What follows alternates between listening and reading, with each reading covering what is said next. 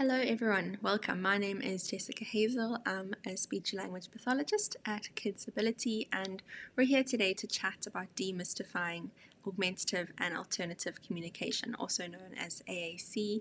And we use that word demystifying because I think there's a lot of misinformation and misunderstanding of what AAC is, and it's really a broad scope, broad range of AAC supports that can be put in place. I think sometimes it can also feel a bit overwhelming, and we don't know where to start. And so, yeah, we're just going to be chatting about what AAC is, which I'm very, very passionate about. I've seen how useful it can be for children and how it can just open them up to a world of communication. And so glad that you're here today to learn more about it and to see how you can maybe implement it in your home and your schools with your children. So let's get started. So just as a general overview of what we're going to be chatting about today, I'm going to start off very broad, talking about what AAC is, different types of AAC supports that exist, and then also chatting about who would benefit from AAC supports. And just a spoiler alert, it's probably more people than you think. And then we're going to go into chatting about how we choose communication supports once we've identified that a child might benefit from it. We'll chat about what a robust communication system looks like, how we can become good communication partners, and then just some tips on how we can implement AAC in the home, in the school, across different contexts. And then we'll end off with an AAC mythbuster, just going through maybe some common misconceptions or untruths about AAC. And then, we'll be done. Just a disclaimer before we start, this presentation is really not intended to offer medical advice and should not be relied upon as a substitute for professional consultation with a qualified healthcare professional familiar with your individual medical needs. Okay, so before we even get into talking about AAC, I want us to frame this discussion within the greater context of communication. So how would you define communication? What parts would you say make up communication? Would you say speech? Would you maybe say words? Would you say body language, facial expressions? At its core, communication is how we connect, how we participate in the world around us, and how we feel understood and how we express ourselves to others. And there's this wonderful quote that I've got at the bottom of this slide that says, "One cannot not communicate. We all communicate." From the moment we cry from hunger when we're a baby, to learning our first gestures, our first words, to when we're older, making jokes, having back and forth conversations, giving someone in traffic a side eye, those are all forms of communication. And communication includes so many different components. And it's from this point that we want to enter into the discussion about AAC. How do we ensure that every single child has a way to be heard, has a way to connect with those around them, has a way to participate in the world around them? And it's not just about making their needs known, but it's actually about feeling connected with others, feeling understood by others. And importantly, also, we must remember that language is both receptive, it's what we receive, what we can understand, and expressive. So we need to look at both of these components when we're talking about AAC supports for children. So now we can look a bit more at what is augmentative and alternative communication. It looks like a very intimidating collection of words, but really, as this ASHA definition says on the slide, AAC means all of the ways that someone communicates besides talking. People of all ages can use AAC if they have trouble with speech or language skills. And augmentative means to add to someone's speech, whereas alternative means to be used in place of speech. Some people use AAC throughout their life, and others may only use AAC for a brief time or in certain situations. So we all use AAC. AAC is a spectrum as well. We all use it to communicate. Using hand gestures or facial expressions when we're speaking to someone supports our language and our speech. Texting a colleague or a friend is an alternative way or an alternative form of communication. But we do know that for some children and adults who have barriers, they might rely on these forms of communication as their primary mode of communication. And it's here that AAC can really be such a useful tool. And then another quote just says, "The primary purpose of AAC supports is to establish functional communication throughout the individual's lifetime, enabling them to communicate in their natural environment." And I want you to keep this quote in the back of your mind, especially that point about functional communication, as we continue to speak about this. So let's get more into the specifics. There are two broad categories of AAC supports. We have your aided communication supports, which are any supports that include the use of an external material or device. And this can be further broken up into low-tech, which do not rely on computerized or electronic technology. And then we've got high-tech, which does rely on electronic or computerized technology. And then we have unaided communication. This excludes the use of any external materials or devices and relies solely on body motion, so things like maybe gesture or sign. We can sometimes also refer to this as no-tech. Okay, so let's look a bit deeper at unaided communication supports. I really love these. I think they are so undervalued and can be so overlooked, but we actually all use these supports, such as gesture, facial expression, and body language to communicate with the people around us. It also includes sign language, keyword signing, and also Makaton. You may have heard of it, you may have not, but it also is a sign-based system. These are much more complex than mere gestures because they are language systems in themselves, sign language. But I also don't think we should underestimate the value of gesture. We can so easily miss the importance of it. And there was a study done, I've got a quote on the slide from the study by Vogt and Kushka in 2017. And they looked at the use of iconic gestures, which is a gesture that looks like what it means, for example, drinking from a cup, or maybe describing an animal and showing its horns, or if I pretend I'm an elephant and using a trunk, those sorts of actions. They looked at how using those gestures alongside speech could be used to improve word learning in children between the ages of 3 to 4, both typically developing children as well as children with language difficulties. And they actually showed that gesture can be a really strong tool for this, and it actually aided word learning. So yeah, this is something that I love to recommend that teachers use, especially with the younger children in the classroom environment, that parents use at home, because it can really be just such an amazing support in teaching new vocabulary. Something we need to consider when we are looking at using unaided communication supports, such as keyword signing, is that it does generally require a bit more self-initiation from the child, meaning there's not necessarily as many cues as when you're using aided communication. A communication board might be an added cue that the child can use to initiate. So that's just something to keep in the back of our minds if we are going to be incorporating these unaided communication supports into our system. Let's look a bit now at aided communication supports, probably the reason that most of you are here today. So under this category, like I said, we have low-tech AAC, which can be things like paper-based communication boards or communication books.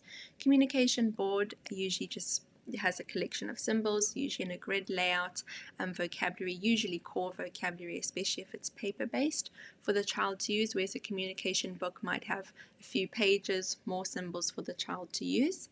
It also includes things like alphabet boards, which I have a picture of. I actually don't have a picture of that one, but you can see one on a high-tech AAC device there. And then object symbols as well. This is a really interesting one that I think might not come to mind automatically, but some children do respond better to the use of concrete objects, object symbols. You can see in that picture there with the car and the dollhouse that they have actually used objects on those, and some children do find that a bit more concrete and easier to understand than symbols, just very dependent on the child.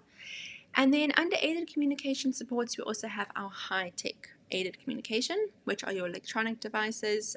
There's really a wide range of devices out there. Most of them fall into the category of speech-generating devices or tablets, phones with AAC software, such as Proloquote to Go, Touch Chat, Snap. And each of these softwares has its own layout.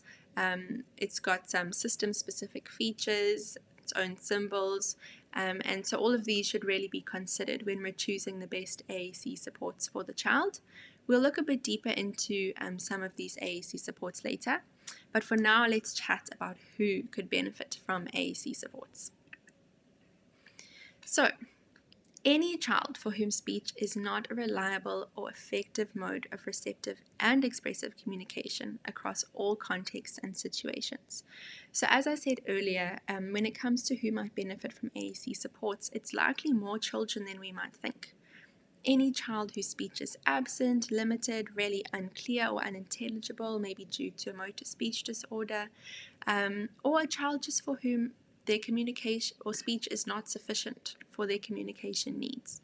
Our minds can really quickly jump to children who are minimally speaking or non-speaking, and this is a population of children who really will probably use AAC as a primary form of communication, and so it is right that we include them, but we need to also think about children who are speaking but might need to access AAC temporarily or situationally. So just as an example, you might have a young child with a language delay who might really benefit from the implementation of keyword signing to support their comprehension and expressive language. And often providing access to these supports can reduce the frustration that a child might feel like not being able to communicate, or just not feeling that they have sufficient means to do that using speech. Another example is to think of a child who might have sensory processing difficulties, who is speaking, but when really dysregulated, upset, highly emotional, has extreme difficulty accessing speech to request help or to request a break. And so it's really important that we consider supports for these children too. And just another point is we know from research that there is a higher incidence of apraxia of speech, which is a motor speech disorder in autistic children, and this can make speech really difficult, really effortful, because it affects speech planning. And that's why we really do encourage the use of AAC supports for these children, because there might be some things happening under the surface that we can't necessarily see or strictly assess, but providing access to other modalities of communication can be so helpful and really just a breakthrough for some of these children. So, how do we choose AAC supports? When it comes to choosing these supports, our goal is really to keep the child at the center of the decision.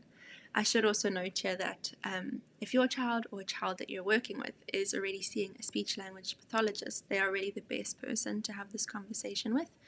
They have an in-depth knowledge of the topic, as well just as an understanding of your child's specific strengths and weaknesses when it comes to language. So what I find really helpful here to think about is communication form. So how is a child communicating? Are they using gesture? Are they using vocalizations? Are they using speech? Are they leading you by the hand? Are they pointing? So what form is their communication taking? And then communication function. So this is essentially, what is the child currently communicating for? What are the reasons they are communicating? Are they requesting things? Are they protesting? Are they directing your attention? If we can answer these two questions, we can really start to think about how we can build on a child's communication as good communication partners. For example, maybe if every time your child is hungry, they lead you to the fridge. Once we've made this link between the action and the meaning, we can build on that. For example, the next time our child does it, we can maybe add a keyword sign for hungry and say, "I'm hungry," as they lead us to the fridge or to the cupboard. Or if they have a high-tech AAC device, maybe we can model "I feel hungry" on that device every time that they do this action. We also need to consider what the child is currently not able to communicate for, and how our AAC supports can really begin to support these areas. For example, does our child have a way to show when they're really enjoying something? Do they have a way to show what their preference is? Do they have a way to direct our attention? Our supports really need to encompass this whole range of communicative functions. And communicative functions are really just the reasons that we communicate. And we'll get into this a bit more when we talk about a robust AAC system later. Then, practically, we need to consider if there are any physical barriers which might be affecting a child's ability to access certain supports. So, for example, keyword signing might not be possible for someone who doesn't have use of their hands and their arms, but an eye gaze AAC device might be a great fit for them. And then another example, a communication book that's made of paper, a paper-based one, might be a lot heavier for a child to carry versus just having a tablet with AAC software on it. We also need to look at durability and whether or not these supports that we have in place can be used across different environments, can be transported across different environments, and that the child has access to it whenever they need it. And then lastly, we need to trial different modalities and systems. This is so important. Often when we're trialing these, it really comes down to trial and error. Each child is so different. Each child shows different preferences. And especially with aided systems, there are just so many different types of softwares with different layouts, with different features, and we need to look at the child specifically and see what they're drawn to, what are their strengths, what are their weaknesses, and which system we think would benefit the child best. And the reason I've placed a picture of doors on this slide is because it's as if we're presenting different doors to the child and to see which one opens up the world of communication to them. And I'm so aware that, we don't live in a textbook world.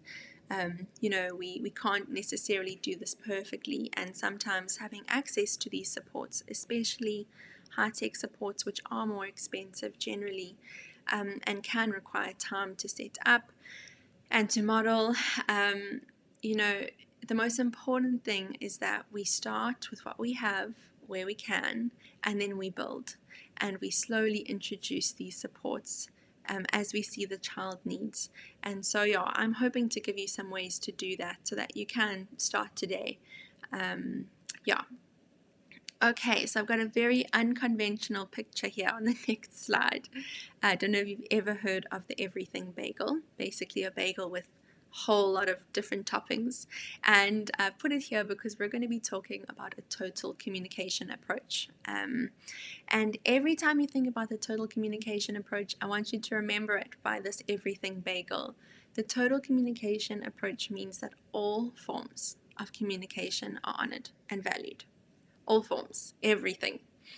When considering communication supports, it's important that we understand that there is no best form of communication that we're expecting from the child. I know that so often we can want speech to be the goal for a child, and I can sympathize with this desire because as people who maybe do use speech to communicate, we find it to be effective, we find it to be rewarding, but the reality is that for a lot of children, especially non-speaking or minimally speaking autistic children, speech is not the easiest or the most effective form of communication. And as we spoke about earlier, there are so many different forms of communication and so many behaviors that can have communicative intent. And that's why we as caregivers or teachers, learning support teachers, SENCOs, must advocate for a total communication approach. This approach honors all forms of communication, and it aims to provide access to any forms of communication that a child might show a preference for. It may incorporate the use of multiple different aided and unaided modes of communication, and it requires that we also be flexible, adapting communication as situation and needs arise for the child. It's really important to keep this framework in mind as we consider how best to support our children. And this takes us to implementing a robust language system. So the definition of the word robust is strong and vigorous. And what I've got underneath the heading is just robustness in AAC refers to a system that allows for constant, flexible, and effective communication across different situations and for a variety of communicative functions. So the communication supports that we have in place for the child need to be strong enough to support our children's communication needs. And this is especially important if children are going to be using these supports as their primary form of communication. So firstly, we need access to a full range of language. This includes both core words, which are high-frequency words, as well as fringe vocabulary, which are more specific or topic-specific words, and honestly often the words that the kids that I see enjoy exploring the most first. And so often I think people can focus on implementing core vocabulary first, and I get it, these words are functional, they come up really often in interaction, and that's why they're called core words, and that's why they do form a key part of AAC systems. But we must not neglect also providing access to fringe vocabulary. What's helpful for me here is to always compare how we use oral language versus how we tend to use AAC supports. If I was interacting with a child using oral language and I was just using core words, I was just saying more, want more, put it in, all done. That's not a very fun interaction, and it's not natural. That's not how we communicate with the people around us, and especially with children. What really makes our interactions come alive is the fringe vocabulary. It adds fun, it adds personality, and it often engages the child's specific interests, which we always want to keep in mind. A robust system should also allow access to a keyboard, which allows complete autonomy and original thought, once the child has those skills to use it. And it also is just a great support for literacy development as the child grows. We should also consider whether the system supports the overall language development. For example, most symbol-based AAC systems, which are on high-tech devices, group words by parts of speech according to color. They might allow different word endings, like putting an S to make a word plural, or putting past tense ed to make the word past tense. And they also allow for, obviously, the creation of a variety of sentence structures. So we want to make sure, if we're putting the support into place, that it can grow with the child, that it can allow for that language development. And having access to a wider range of vocabulary also allows for our AAC systems to support all communication functions. We mentioned this a bit earlier, the reasons we communicate. We don't just communicate our needs to one another. We communicate our interests, our opinions, our dislikes, so much more. We use communication for so many different reasons. And that's why we actually do advocate for these robust AAC systems, because the high-tech systems, they do allow for just access to a huge volume of vocabulary that's not usually possible in a low-tech communication book, just because if we had to add all the vocab to a communication book, it would be so heavy. And it also doesn't allow that flexibility of adding the word endings. And so that's why we generally do recommend the use of high-tech AAC software to provide access to a robust language system. A robust AAC needs to be able to grow with the child as they learn, as they change. And if we say that we are presuming potential, the child is able to learn, able to grow, and we're hoping to see our children's communication grow, we need to have systems in place that allow for that progression. And this means choosing systems that allow for access to the whole range of language, including grammar, morphology, syntax, fancy words, basically just for all the ways that we grow in our language. Like I said, adding those word endings, making different sentence structures and different word combinations. A robust AAC needs to incorporate may need to incorporate multiple modes of communication as is needed as well. Some children might just be using high-tech AAC, but I know children who are using high-tech AAC, they are sometimes still using some signs that they might have learned earlier on. They might still be using gesture. We need to honor all forms of communication, and just know that a robust system might incorporate the use of multiple different modalities. Okay, so here is just a few examples of a robust AAC language system. And like I said, there are lots of different levels of AAC supports that we can introduce as a child needs. But when it comes to providing robust systems for children, especially who are using this as their primary form of communication, these high-tech symbol-based or text-based apps are or tend to fulfill the role of a robust system very well. They provide access to a wide range of core and fringe vocabulary. They can be personalized to the child, which is great. I mean, it's amazing the things some of these softwares can do. You can add in videos, you can add in your own pictures, you can add in your own phrases, so it really can be personalized for the child, which I think is so highly motivating for them. And it can also support a variety of communicative functions and support later language development, as we talked about. So just a few examples of some softwares. One example is Proloquo to Go. It's an AAC app. It's downloadable on iOS devices. It's symbol-based. It has a grid display, as you can see there. And the words are actually grouped by parts of speech. So you might have your pronouns in one color, your verbs in another, your nouns in another. And then we've got Touch Chat with word power, which also has the same grid display, also symbol based. You can see the words are also grouped by color there. And then we've got Weave Chat. I am very passionate about this one because it's actually a free, robust AAC system. They keep adding to it. Every time I look at it, there's something new, which is amazing. And it's just great to know that there is a robust system that is free and accessible. It's also downloadable on both iOS and Android devices and even Amazon devices. So that's great. So these are just a few examples. Like I said, there are so many out there, and I think it's worth trialing a few different ones with a child before we make the decision which one to go with. But these are just some examples of the robust high-tech AAC systems. So once we have these AAC support systems in place, we as caregivers, therapists, teachers, and parents really have such an important role to play in ensuring that we create communication opportunities and that we model this well.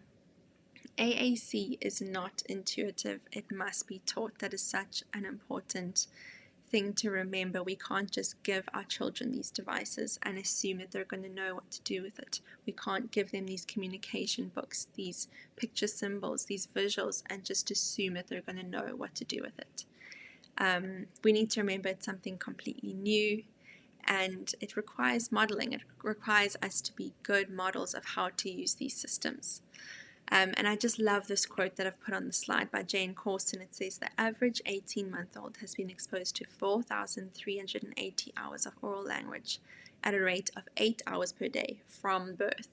A child who has a communication system, AAC, and receives speech therapy 2 times weekly for 20 to 30 minutes will reach the same amount of exposure in their AAC language in 84 years. What an eye-opener. We often think of AAC as different to language, but really we are teaching a new language system, and it's so important that children are given high exposure to ensure success with these supports. Oftentimes I will hear parents or teachers saying that a child has abandoned a device or is just really not interested in it at all. However, this is unfortunately often down to our modeling, our maybe not giving them access to communication supports across different contexts and different environments. And when we introduce these supports, it's really imperative that we offer access across all environments, across all contexts, to ensure the highest success of carryover. Then we also really need to remember that communication is not compliance. If we use AAC supports as a way to get a child to do what we want, or as simply task completion, we really miss the whole point. Our hope for implementing these systems is that it allows the child to better communicate and engage with those around them. Something else we can do to be good communication partners is attribute meaning to behaviors. This means if we see a certain behavior, we pay intentional communication to this behavior through any modality that the child shows a preference for. So very similar to what I was saying earlier about the child who might lead their mom to the fridge. We can put language to that behavior. We can, like I said, model on the device. We can use keyword signing to pay intentional communication and just intentional language to that action. A very helpful framework when it comes to modeling the use of AAC supports is Model as a Master Pal. It's an acronym created by a speech-language pathologist called Tabby Jones-Wallaber. And we start off with model. We need to model all the time. To be a good communication partner, we need to initially be modeling across all contexts, in all daily routines. We need to make sure that the child is seeing the system be used so that they can learn.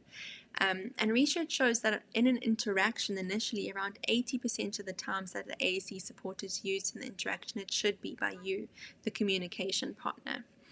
Then we have M, which stands for motivate. We really need to create opportunities that are motivating for our child, and this often means incorporating their interests, making interactions meaningful and fun and positive, and this also means having access to vocabulary that your child would actually want to use, which I think is sometimes challenging for us, but it's so imperative that we put vocabulary into the system and that they have access to the wide range of vocabulary that they would actually want to use.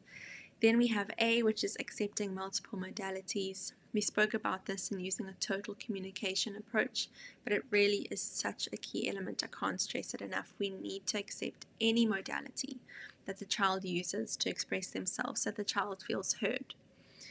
S is for using statements more than questions, and it is so easy to be guilty of this. It's really a tough habit to break. We're so used to asking people questions in our interactions, but we need to remember that using statements instead of questions, for example, saying, look, the boy is eating versus what is the boy doing? It really provides a richer language environment for the child, and it also just decreases the pressure on the child to respond. It allows them to learn language from the models around them. Then we move to T, which stands for time, and this refers to both leaving time and space within interactions, but also time in the sense that we're not expecting the child to pick up this new AAC system super quickly or unrealistically fast. We need to pace our interactions and introduce wait time to allow the child to process what is being said to them, and also time to form a response if they so desire. And we need to remember, again, this is all new to them initially, so time is so important. We don't want to move on so quickly that we leave the child behind. And then, we really need to be persistent. Learning to use AAC efficiently and effectively takes time. We should not give up. A child will likely need many, many exposures to learn the new system until they can use it independently. Then we've got E, which is engage naturally, and I know sometimes it can feel like the introduction of AAC can add a bit of awkwardness to an interaction, especially when we as communication partners are still learning how the system works ourselves. We might make some mistakes, but we need to ensure that we're really modeling in a natural way with our child, using natural interactions, and I find it really helpful here to incorporate it, if you are a parent, to incorporate it into everyday routines that are already happening, because we know how we engage with our children in those situations or in those routines, and so just incorporating AAC into that can be a great way to just engage naturally. And through doing this, we really create a room for genuine engagement with our child. Then we've got R, which is response not required. And this, again, such an important point. Some of our kids who have had maybe previous exposure to AAC, especially a system like PECS, have been exposed to AAC as a more compliance-based system. So it's requiring them to make a very specific response in order to get what they want. And this is not the way that we want to model as communication partners. Consistently placing expectation and that pressure on our child enforces that we want compliance more than we want connection, and it can break trust. So we want to be modeling AAC in the hopes that our children will see it as an opportunity for connection and as an opportunity for self-expression. But if our children associate these supports with expectation and pressure, and if we're ignoring their intentional communication attempts in other forms, of course they're going to abandon these supports. So as I said, it really is up to us a lot as the communication partners how this child views the AAC system that's put in place for them. Then P, we want to presume potential, and this is especially important when it comes to our children who are non-speaking or minimally speaking. Presuming potential means that we believe all children have the potential to learn and grow. They may possess strengths and skills that we don't even know about, but they also possess the potential to learn and to grow, to learn new skills. Our children are just so in tune, I think, with how we treat them, and the way that we think about them can come across to them, and it's so key for us to be seeing them through this lens of having potential. Then A is for appropriate prompting, and this will differ from child to child and will likely also be based on you as the communication partner, as well as motivation in the interaction, which is why motivate is really high up there. If they're not motivated, they're not going to want to communicate. And it's helpful here to remember that our eventual goal for the use of these systems, if someone is going to be using it for a very long time, is that they use it autonomously and independently. And we should be aiming to fade out these prompts as the child shows emerging skills. Yeah, we want our children to not be dependent on these prompts long term. And so in the beginning, prompting definitely is necessary. This could be something as simple as just pausing and waiting, or maybe handing them a toy, or maybe showing a facial expression. These are sort of small prompts that we can use, but we want to make sure that we're fading those out as the child becomes more independent with the use of the device. And again, like I said, if we're pausing and waiting for the child, we don't want that to be an expectation on the child. We're just creating room. We're creating space and room for the child to respond if they want to. And then lastly, letting the child lead. So often we can come into interactions with a very firm idea of what we want to do, how we want the child to communicate or respond.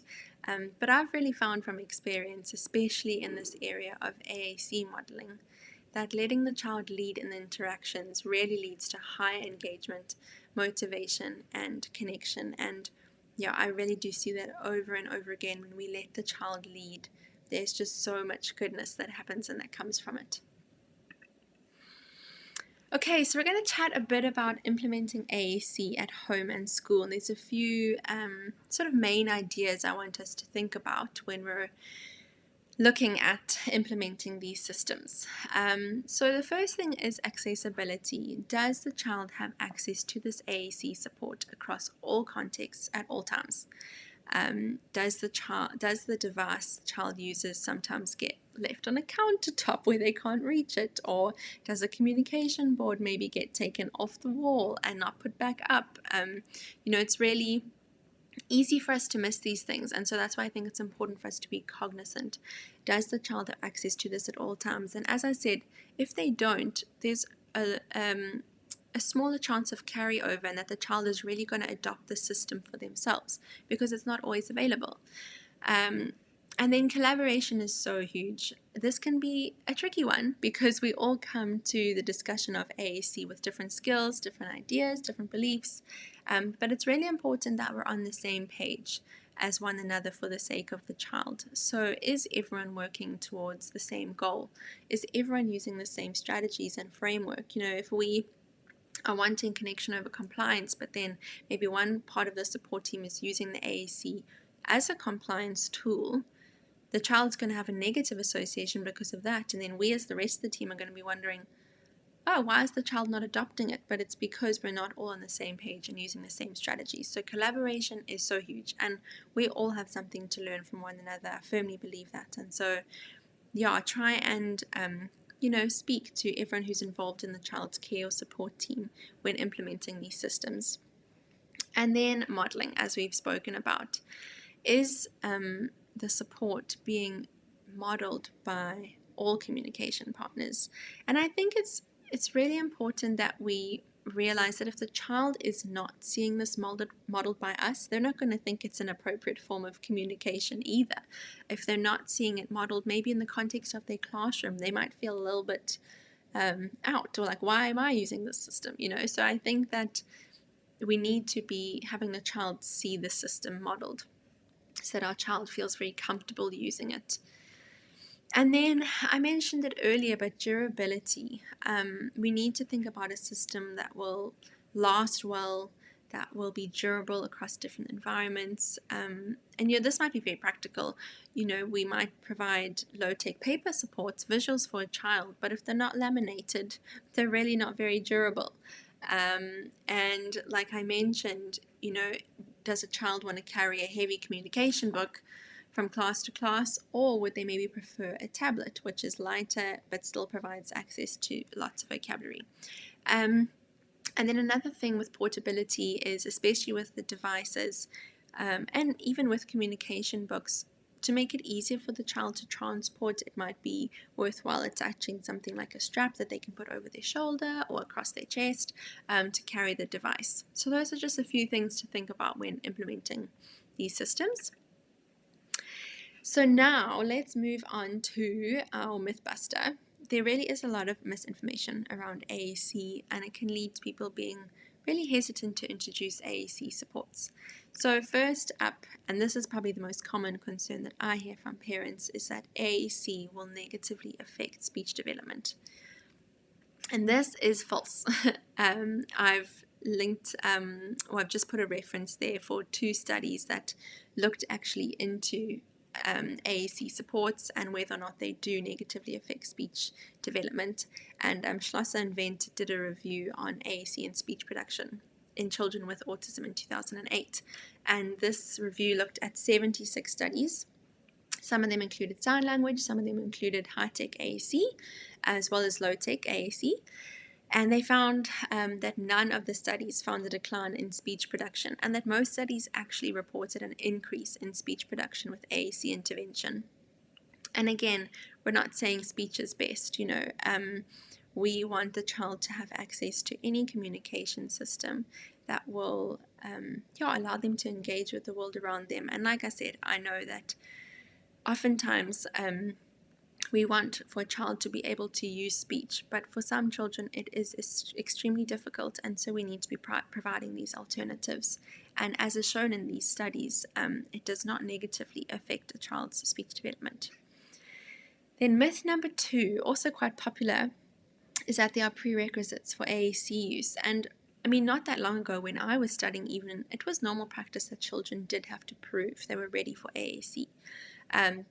For example, maybe being able to show an understanding of cause-effect or display certain motor skills or certain cognitive skills.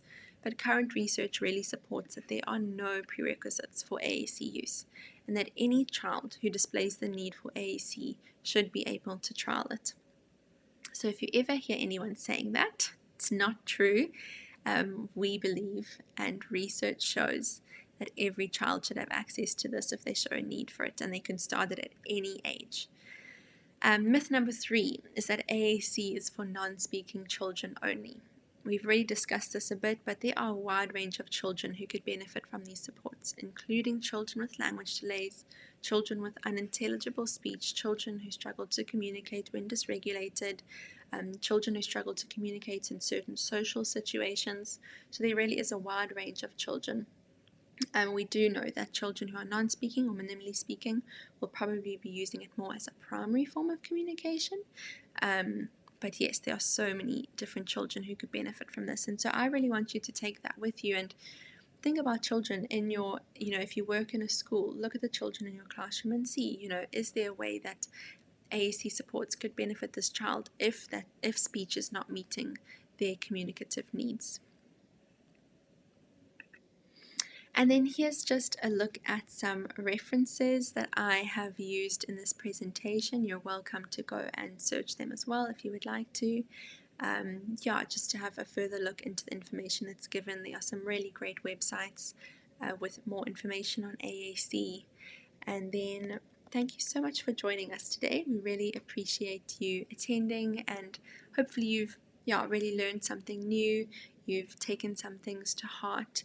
And as I said, my goal is that we would all become advocates for children who need these supports, and that we wouldn't be withholding them because of misinformation or because of our own preferences, but that every single child would have a way to be heard, understood by those around them. So thank you, and if you have any questions, anything you'd like to discuss further, please don't hesitate to contact us at KidsAbility.